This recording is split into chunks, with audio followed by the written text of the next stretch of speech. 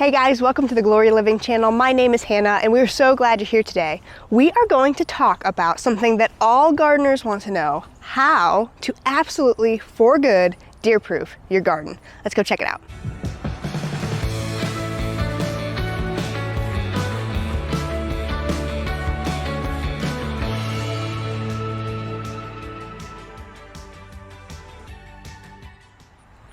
In the years that our family has been gardening, the biggest challenge that we seem to face is keeping the pests out from eating our food.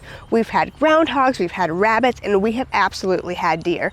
The deer population is huge around here in our area of East Tennessee, and they are just menaces when it comes to the garden. Beautiful to watch from afar, not so pleasant to see jumping into your garden. The question is, how in the world do you keep them out of your garden? Okay, so the thing that's tricky about keeping deer out of the garden is that they can jump so high. The fact is, a deer can jump an 8-foot tall fence. The reality for most gardeners is they can't build an 8-foot tall fence. And maybe they're not interested in it, maybe they can't afford to do it, and maybe they're not sure they're gonna be in their area long enough to build some type of structure that large. So the question is, for the average Joe on a budget, how in the world do you keep the deer out? Okay, so before I jump into what I believe is the ultimate way to deer-proof your garden, I want to touch on a few things that you will most likely find on the internet on ways that people would suggest will keep deer out of your garden that I don't think are worth your time. So I think the first one we got to talk about is the Irish soap concept. The Irish soap idea is that if you put a bar of Irish soap around your garden in some way, whether it's in shavings or bars around on the T-post, it will give the scent of a man off to the deer and they will hate it or be afraid of it or whatever and run away. Well, I think there's a few problems with these types of ideas, and the problem is that it's not taking into account that the deer around here in my type of area, and I'm sure in a lot of your areas, have been pushed in out of rural areas into more suburban areas, and they're used to being around people and they're used to the smells of people. Which brings us to the next second bad online suggestion for keeping deer out of the garden. Okay, suggestion number 2, which I do not recommend, would also be pie bands, similar to the concept of the Irish soap. You hang it around the garden and it's supposed to scare off the deer. When the wind blows, it'll clang the pie pans either together or onto the T-posts and make loud noises and scare the animals away. You know, that might work a little bit for some people. I'll tell you the truth though, our deer are pretty brazen around here. We can be in the yard, we can be yelling at them, be like, hey, get out of here, and they just don't care. So once again, our deer are not really scared of us, and so they're not scared of our scents, they're not scared of our sounds. I've been pretty close to them and they really are unbothered. And so, yeah, I mean, I just don't think that that's gonna really keep the deer away, and it doesn't take long, once again, for deer to get into the garden and cause destruction. So you really want to make sure that the ways that you're trying to keep deer out are effective, truly effective, and not just a temporary fix, but something that you think can permanently work throughout the whole season. The last suggestion I want to talk about that you will most likely find online, which I think is the closest to a good solution, but still no cigar, would be the fishing line concept. The fishing line concept is the idea of putting a perimeter around your garden with T-posts and lining several rows of fishing line all around the perimeter. And that way, when the deer come to walk into the garden, they go up against a barrier that they can't see, but they feel. They don't know how tall it is, they don't know what it is, and that theoretically will scare them away from wanting to try and get in because they don't want to get hurt, stuck, whatever, because they don't know exactly what's stopping them and how tall this invisible barrier is. One of the problems with the fishing line concept is that if a big boy deer just comes along and he's just going fast towards the garden, he will break through the fishing line, and that'll be the end of it. He'll realize there was really nothing there to stop him. You probably have to figure out fishing line that's thick enough to be strong that they don't break it easily, thin enough that they don't really see it. You know, we tried it. Some people have success with it for years, some people a year, some people weeks. And the fact is, like I'm trying to say here, deer can be quickly destructive in the garden. You need a really, really effective barrier to keep them out in order to make sure that one night while you're asleep, they're not in here snacking it up. Groundhogs and deer, raccoons, those types of animals can really be destructive really fast. And so the goal is to keep them out always and to never give them a chance to get into the garden. So that leads me into what I want to teach you today, which is how to absolutely forever keep the deer out of your garden. As I mentioned before, deer are capable of jumping super high distances into the air. The problem with that is, once again, we don't all want to or are capable of creating such a high fence. Trust me, I've tried. Ask my husband of my crazy engineering plans. But there are easier ways. Although deer have the ability to jump high, they have a weakness that is our advantage. They have depth perception. Hey guys, I just want to interrupt this really quick because while editing this video, I realized I said one of the most important things wrong. The deer have a problem with depth perception. They have poor depth perception. Of course they have depth perception, but it's bad, and that's why it's an advantage. They cannot judge well on a horizontal level. They can judge well vertically, but they cannot judge horizontally how far things are away. Okay, back to the video. Keep that in mind as I misspeak right now. Although deer have the ability to jump high, they have a weakness that is our advantage. They have depth perception. Okay, so the concept of depth perception here is that they're not sure how far certain objects are away from them, and therefore if you can kind of trick them into thinking they may get stuck in your garden, they will not jump over it and risk it because of their fear of getting stuck, and they want to make sure they keep themselves safe. Okay, so how do we create this illusion using their depth perception to keep our garden safe? Although it may not be practical to build one ginormous wall, I'll tell you what, it is incredibly simple and incredibly cost-effective and easy to build two regular-sized fence/walls around your garden to give the illusion that the deer are going to get stuck. Let me explain this to you really quick. You will do an immediate perimeter around your garden using one type of fencing. 5 or 6 feet out, you will create a larger perimeter going around the garden with another type of fencing of your choice. What this does is when the deer get up to your garden, they think they can jump the first fence, but they're not sure what will happen if they get inside. They're not sure that they can clear both fences because of the distance and not being good with depth perception. And so they don't want to try and jump in and get stuck in between the fences or inside the garden and not be able to get out.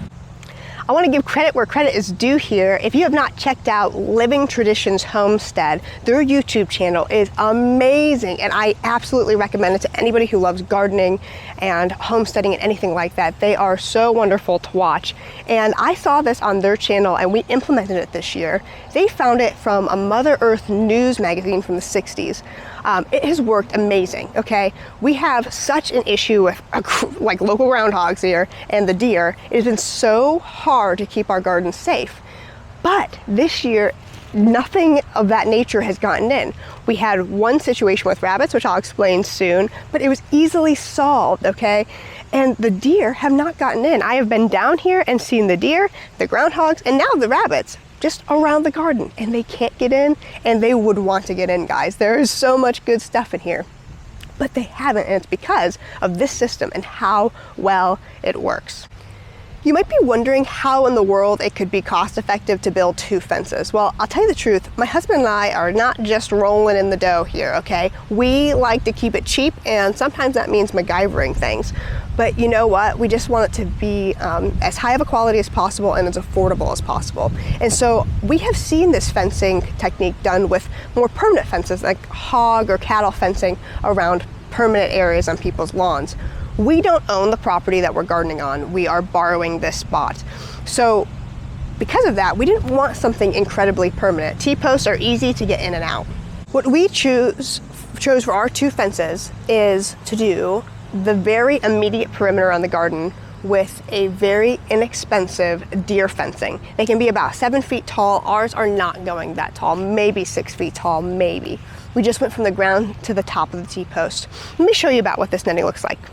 Okay, so what you can probably, it's hard to see, is this netting is like this plastic deer netting that comes in like little, like almost 1 inch, maybe 3/4 inch squares. And it's just this kind of plastic nylon type, not nylon, but you know, plasticky material that goes all around the garden. And at the top, see if you can see this, is a fluorescent green construction string that you can get at Lowe's. We wanted to make sure, because this deer fencing is actually pretty thin and can be really kind of difficult to see, we wanted to make sure that the animals would see it, the deer would see it. And so we put the fencing, and then we also put this string up on top to show that there was a fence here. And it has worked great. We ended up, our garden is 30 by 40 down here, this part of the garden at least is. And so we ended up needing 2 rolls of what we got, and had extra, of course. And all we did was we wrapped it around the exterior of the garden, the perimeter, and put it, attached it with zip ties that came with the netting. We got this off Amazon. It was a really affordable way of creating temporary fencing, and it has worked like a charm.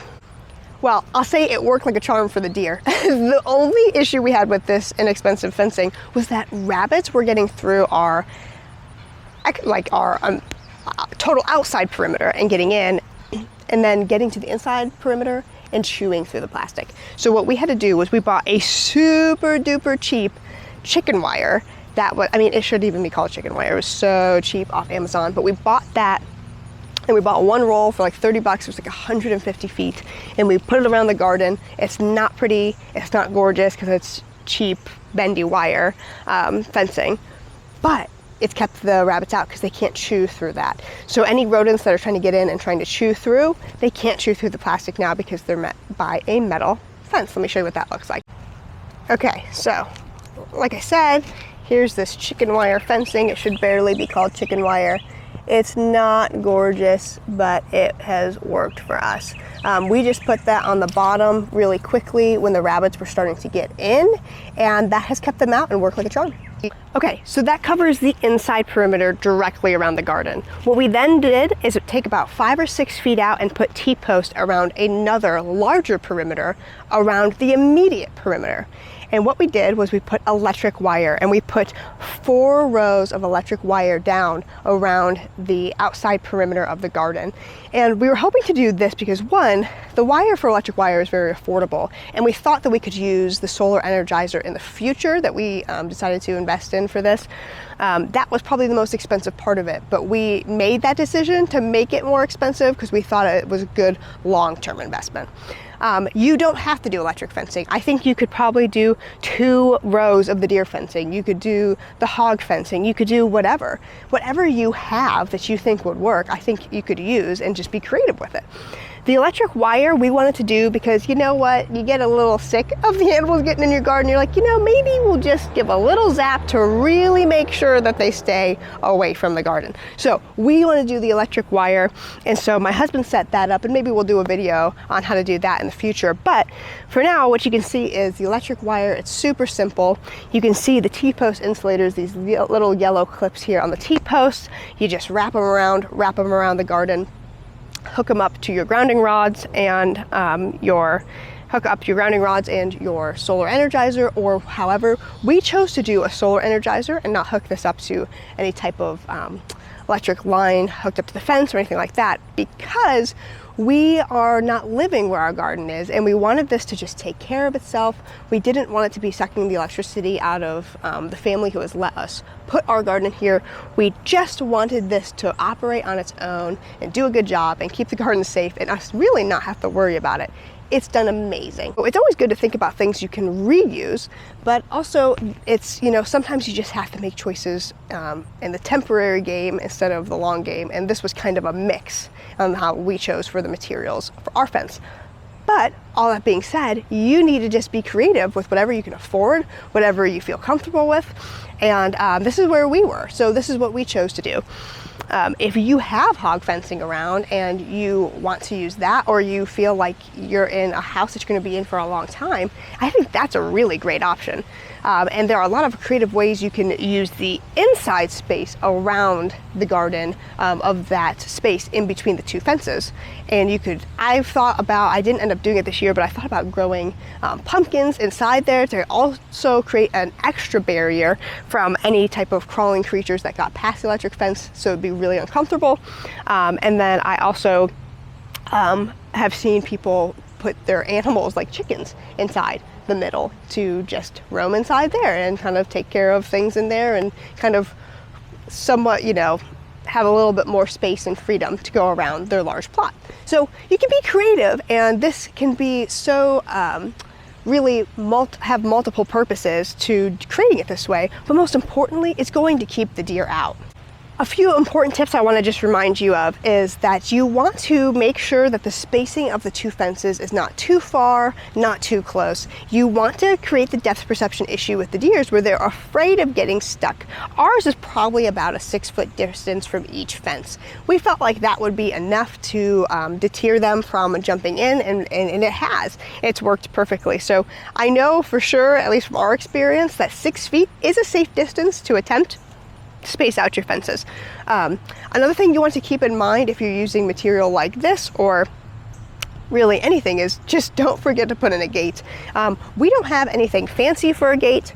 We just continued on with our netting and brought it to a corner. And when we brought it to a corner, we had tiny little clips with leftover metal wire. Here, let me show you what this looks like real quick. Okay, and all my husband did was he looped it around, zip tied it onto the netting, and it hooks up onto the T-post insulator right here on these hooks and creates a gate. And that does it about 3 or 4 layers of that, 3 or 4 hooks, and that's worked perfect. Nothing has gotten in or out of the garden except for a few rabbits, like I said, at one point, and they haven't been able to get in and out since we put the metal fencing around. We've been really pleased with this. There's nothing more discouraging than working so hard on your garden and coming one morning to find that your plants have been chopped down, or even almost more insulting, your fruit has been picked by an animal. I came down to my garden one year and all of our green tomatoes, we had to have had hundreds of them, had been just like picked and eaten by a local groundhog, okay? So it's very frustrating, and you want to figure out how to protect your garden. You work so hard on it, and you want to keep it safe and make sure that it's protected and just for you. Guys, I hope you have enjoyed this video, and I hope it has encouraged you that there are ways to keep deer out of the garden, and I hope it has inspired you for next year's garden or this year's garden, a way to keep the deer out. We have been so successful. The Lord has really blessed our efforts with this attempt to keep the deer out, and we are just so pleased beyond measure because it is just so awesome to know that your food is growing safely and nothing is gonna come devour it overnight. So guys, if you enjoyed this video, please like it, please give it, a thumbs up and share it with your friends and your family. And the best way you can help us and support us in creating content like this for you is to subscribe to the channel and continue sharing our videos. If you have seen this way of keeping deer out of the garden, comment below and let us know. And if you have other creative ways that you think are even better for keeping deer out of the garden, we'd love to hear what you've learned and what you've tried in your garden. Thank you guys so much, and until next time, we'll see you soon.